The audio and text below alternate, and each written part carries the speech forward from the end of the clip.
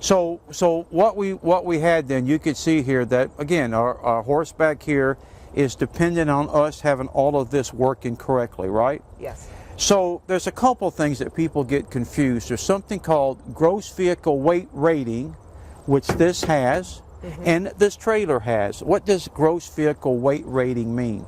The gross vehicle weight rating means what does the manufacturer, have they designed that truck or that trailer, the axles, the tires, the frame, how much weight is it designed to carry? Okay. Now we've seen those commercials on TV where they're pulling boulders and space shuttles and all that. Right. Obviously, that's not your standard truck, right? Correct. And all of these trucks are designed, every truck is actually pretty unique. And just because it says a F-150 or a 1500 or whatever the numbering system is, I could have an F-150 be totally different than another F-150. Correct. Yeah. Now, so the gross vehicle is based on the frame, everything that's built into it. Right. Now, but is that for pulling or what is that for? That's just for going down the road. So how much you can put in the vehicle with your stuff and your people and everything. Okay. So this truck we knew is how much?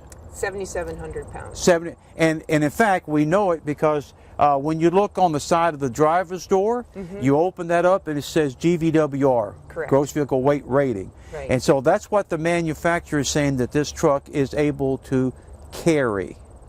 Now this trailer also has it, and what you would do is look on the tongue of the trailer if it hasn't been painted over, and you can actually get your number. And on this one here, I can actually load up how much? This is a 7,000 pound gross vehicle weight rating trailer. All right, and I can have 2 horses. Correct. And let's make it extreme. Extreme being whatever, 1,400 pounds a piece, Right. 1,500. That's about 3,000 pounds. The gross vehicle weight includes not only the load but the weight of the trailer. Correct. The gross vehicle weight is not only the load I'm carrying, but it's the weight of, it's the total weight. Right. So if you're going to be carrying big horses and numbers of horses, then you got to make sure your trailer can hold it, right? It's designed to carry that. It's designed. And okay, so in this case, we're in good shape. Well, Robin, so the key question here is, how do I know how much this truck, which would pull different than that truck, which would pull different than all trucks, right? Because these trucks are all made differently. Where do I know how much this truck is able to pull? Where do I get that information? Well, the primary place you can get that information is from a sticker that's inside the door jamb on the driver's side. Okay. So that will be specific to this vehicle. If you can't find the sticker or it can't be read, in your owner's manual has also got that information. But you'll need to know a little bit about your vehicle. You'll need to know what size engine it's got, what the rear axle ratio is, how many doors it has, is it 4x4 or is it only 2-wheel drive, and how long the wheelbase is. And I'm looking here, it's just like, so as we go through here, so how do I get to your F-150? Is it asking me for F-150s? Yeah, well this whole manual is F-150. Okay, very so good. It's for a 2008 F-150. So what's my first thing it's asking me? First thing it's asking me is it a crew cab, 4-wheel drive, or 2-wheel drive? So it's starting to divide up all the trucks into different kind of models. Correct. Even though they're all F-150s. They're all different. So all different you're going to go through here, it's a series of questions, and what happens if I don't know some of these things? It's what, maybe 5 or 6 things Right. to get to your specific truck.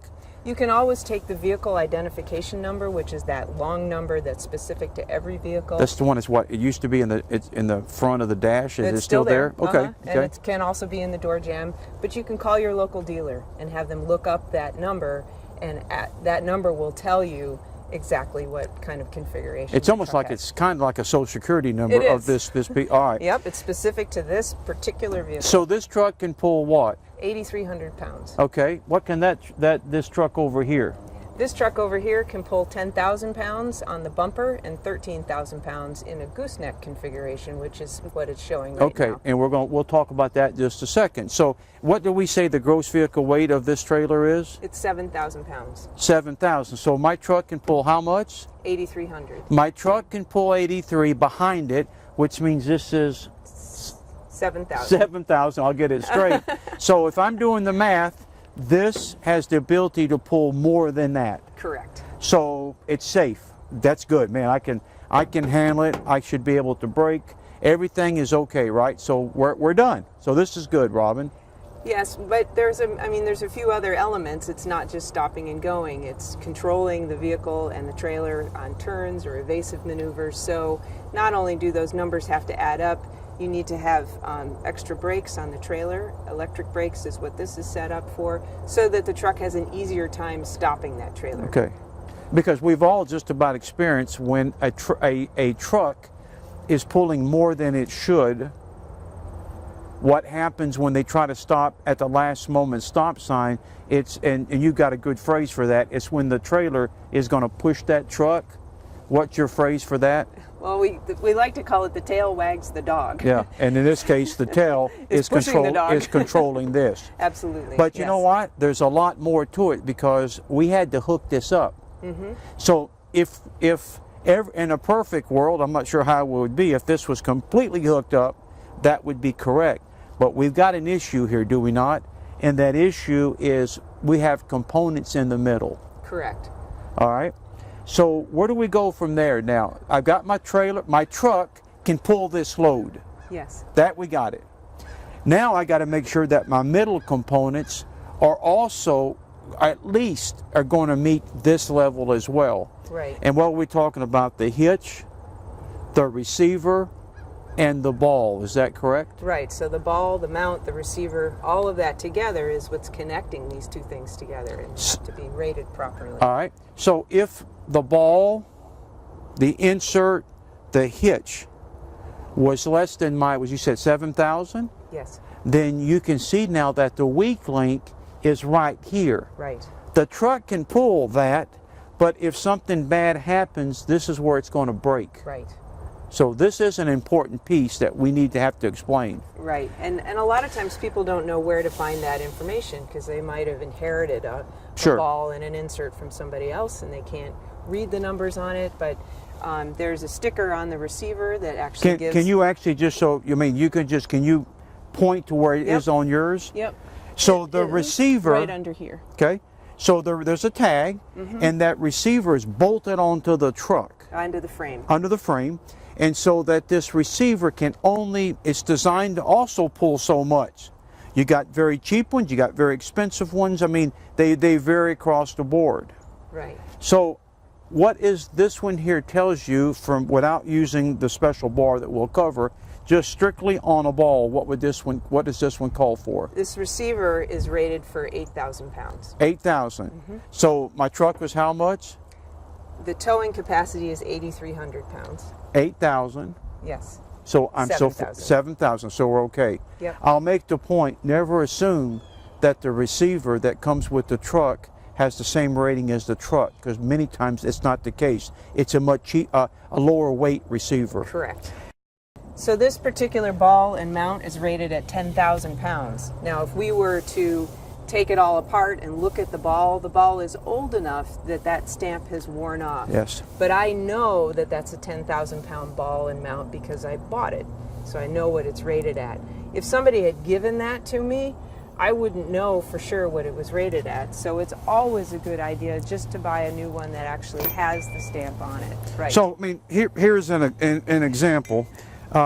People do all kind of homemade stuff. If it was me, I would never ever put homemade stuff on the highway, because if there's an accident, this is the area that I work in, these are things that people question, and then it's lawsuits and everything else. But here is an example. What is this one rated for? I have no idea. Yes. So it looks strong.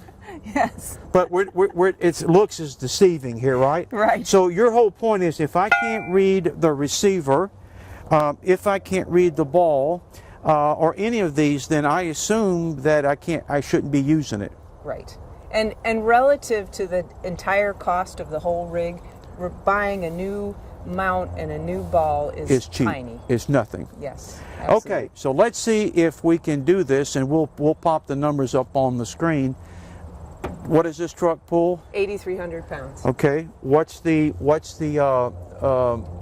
8,000 pounds. The hitch is 8,000. What's the next one? The mount is 10,000 10,000. What's the ball? 10,000. So the lowest number that I have from this system My lowest number is what? Is the receiver at 8,000. At 8,000. So then the question is my system strong enough to pull this trailer? The answer is yes. Because it's 7,000. Because it's 7,000. Correct. Yep. That's how it works. Right. All that kind of math together then can give you a feel for where is the weak link, and does the whole system have the capacity to safely pull this rig. Now, I know what one of the arguments is going to be. Well, I don't have a ball hitch. I have something that's better, right? And I'm looking across over here. Hey, I got a big old truck and got a big old trailer. I got my horses in here. So is there any difference? We'll talk about maybe the weight placement, but on something like that, does it operate the same way? Absolutely. The placement of the ball is just in a different place. It's That's right correct. over the rear axle. It has a rating. It's got a plate that it's mounted to, which is the same thing here, except it's down low. Correct. So there's really no difference. This truck can pull so much weight, this trailer can carry so much, and it's connected by there. Correct. Yep. Okay. Absolutely. Now, I've done that, and again, the neat thing is, you only need to do this one time. We're not asking you to do it every time, like checking the floors. Once you've got this and it matches, you're set. Obviously, unless something is stressed. Now, so if we look here, our first defense, Robin, is the chains. Right, the safety chains. So if this was to pop off, and this would come off, you got a couple things here that's designed to work. One of them is the chains. Right. Now, and the chains have to be rated enough to hold that loaded trailer as it hits the end if the coupler comes undone. So lightweight chains that can't hold the loaded trailer don't do you any good. They just delay the inevitable. Yes. Now, we also have the hooks that are hooked to the chain. So this hook and this chain need to be paired up with the right weight. Right, and sometimes what I see, as you see, there's a couple of Fords here, and sometimes in some receivers, it's very difficult to get that hook into its anchor point in the receiver. So people will put in a quick link or a little cheater link to be able to hook up their safety chains. Yes. And then that becomes your weak link, because a lot of times those quick links are only rated for a couple 100 pounds. All right, so we're going to go back to our magic table here, and so what Robin's talking about, I think. Let's see if I have one. Yes. So what Robin's talking about is that because I don't know why the manufacturers make them so small, but as we get increased chain size, these things get bigger, right? Correct. And so what people will do, since I can't get to it, I will have a bigger one like that, and you will hook the chain in here, right? Yes. The problem is, these things may only be rated for 100 or 200 pounds. Right. Which is nothing. You wouldn't put a tricycle in the wagon on it, right? Right, I mean, exactly. but it's easy and convenient. Yeah. So I guess we have to do a little bit better design and those kind of things. Right.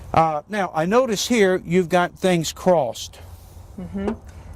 So on a tag-along or a bumper pull trailer, the safety chains, it's important, if you can, to cross them underneath the tongue. And that is because if that coupler comes undone and the tongue of the trailer falls, it should be cradled by the safety chain so it doesn't dig into the pavement. That's the idea. And since I like to do diagrams with my hands, I guess, if the chains were hooked from here straight across, it'd be like that.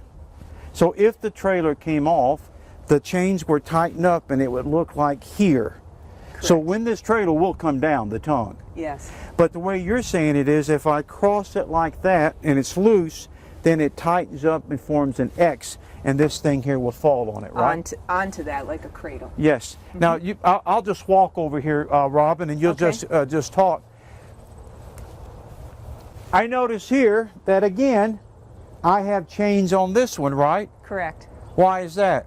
It's the same thing. They're safety chains in case that coupler comes undone to keep the trailer connected to the truck. Yeah. So it's mounted to a hook on the bottom. Yes. There are two anchor points on the bottom of that coupler that also go directly to the frame. And so just like here, the safety chains are attached to a separate place on the coupler. On a gooseneck type of hitch like that, the safety chains are attached directly to the frame. Okay, same thing. There's no difference here. No. That's called the gooseneck. This is called It's called a bumper pull or a bumper tag pull, along. whatever. Okay. Yeah. And Now, I think it's important to, sometimes in the horse world, people get that kind of hitch confused with what's called a fifth wheel. Okay. A fifth wheel hitch is more like an RV type of hitch. Okay. That literally is a gooseneck hitch, a 2 5/16 inch ball that Yes. sits in the middle of the bed, and that coupler for the horse trailer gooseneck goes over the top of that ball. you hear the truckers talk about a fifth wheel all the time. Right. They've got a real fifth wheel. Right. We call that for whatever reason, but that's okay. And in the RV world, you can have a smaller fifth wheel Okay. type of setup, Okay. but for horse trailers, it's almost always a 2 5/16 inch Okay. ball with a goose over top. Okay. Now, these chains, again, is one of the things that I see is totally ignored.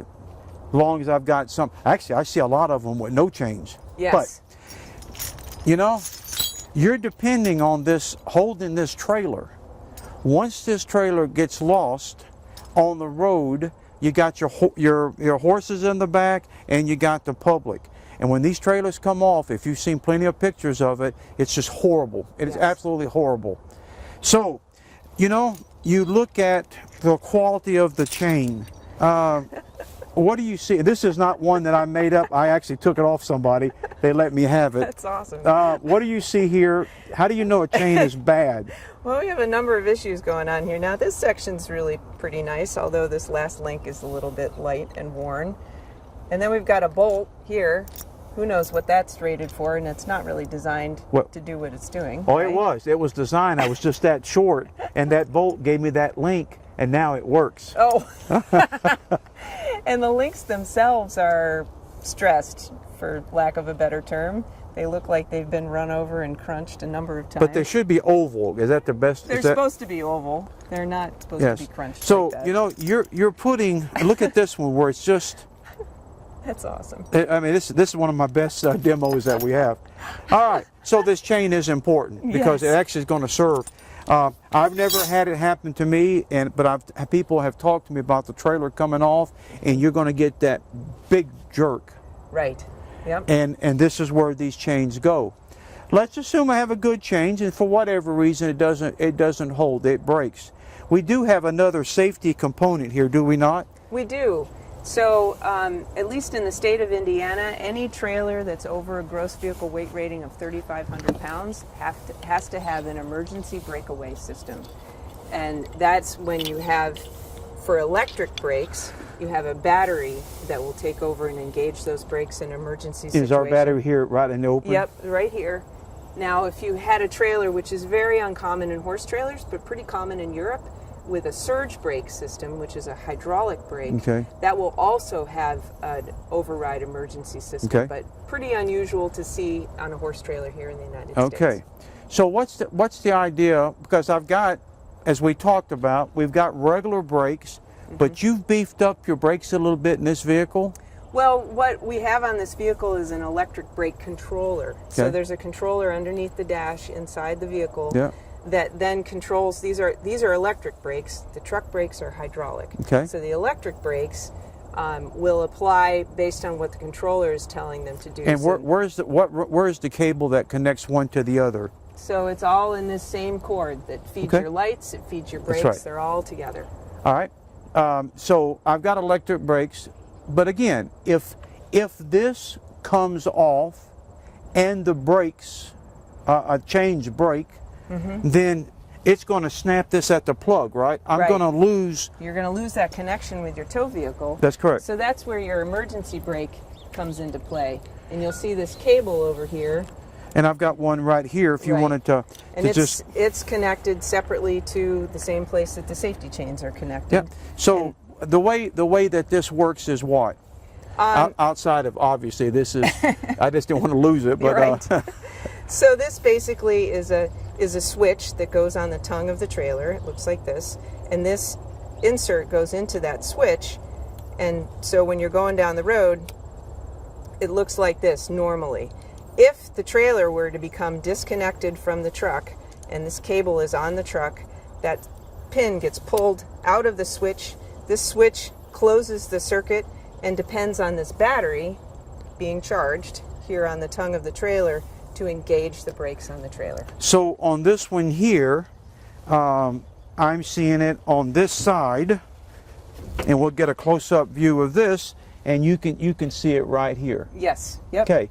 So that is probably the most misused or neglected, is not misused, neglected. Absolutely. So first of all, if you looked at that one, if that cord is to pull, the cord's got to hang together, right? Right.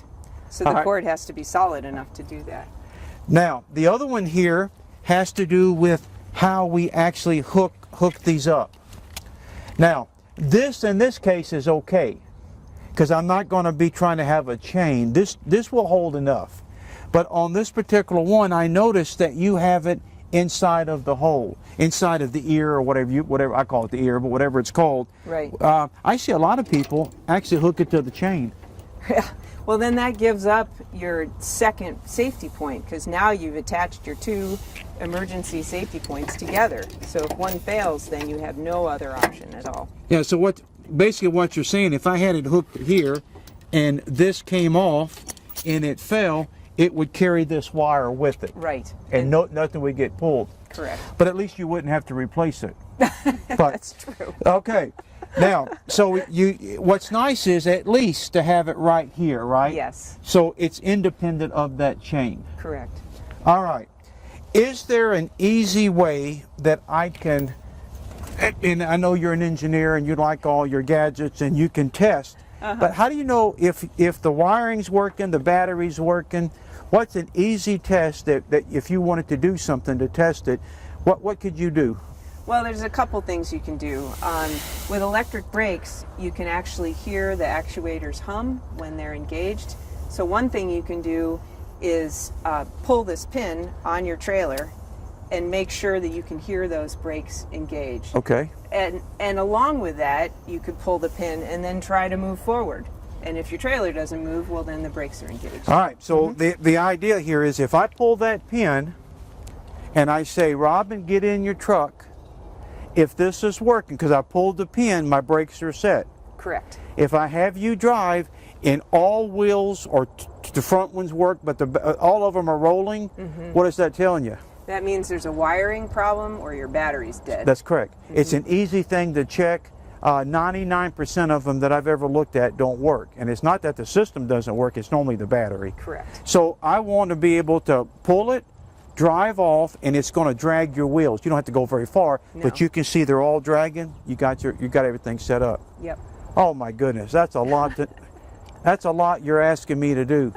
That's true, but you have to remember that when you go down the road and you're pulling a horse trailer with horses, you not only have a responsibility to those animals, you have a huge responsibility to all the people that are on the road with you. Yes. So if you have a problem, you need to make sure that all your safety equipment is in place so that you don't impact other motorists. And I sort of said that tongue in cheek, because once I do this one time and I do my checks, then the rest of it is basically what I'm going to do is just look at a couple, make sure the chain's okay. Right. Every so often check that. It's once this is done, you're done. Now they will, over time, the ball will wear out, the coupler will wear out, but that's years, and that's something that you should check every year on your annual maintenance. You should make sure the ball and the coupler is tight, because they will physically wear out over time, but it takes years. It takes a long time. So, last 2 points. You tell your husband to hook this up, and you go do your stuff, and everything's fine. You get into the truck, assume he did it, and you know what the assume means, causes a problem. Why should you never drive off without you doing the check-in yourself? And checking means being able to put a pin in place, right? Making sure that everything in the back, that the doors are in fact completely locked, right? Yes. Why do that? Don't you trust your husband? No. Okay. I don't. All right. Because at the end of the day, it's the driver that's responsible for this whole rig. Yes. And the driver is usually the person that's owning and caring for the animals, and it's their responsibility to know what's right.